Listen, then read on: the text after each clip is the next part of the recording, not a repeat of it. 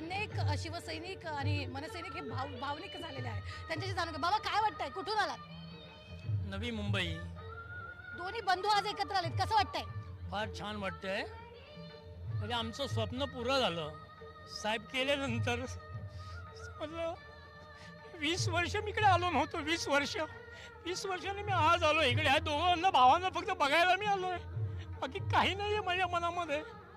72 वयाचं चालू आहे माझं.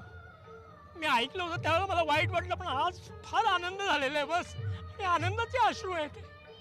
बाकी काही नाही माझ्या मनामध्ये. बस बाबा बाहेरून लोक बघण्यासाठी मी आलो आहे. बाहेरून लोक येऊन मराठी माणसाला आव्हान देत आहेत. काय करायचं त्याला आता?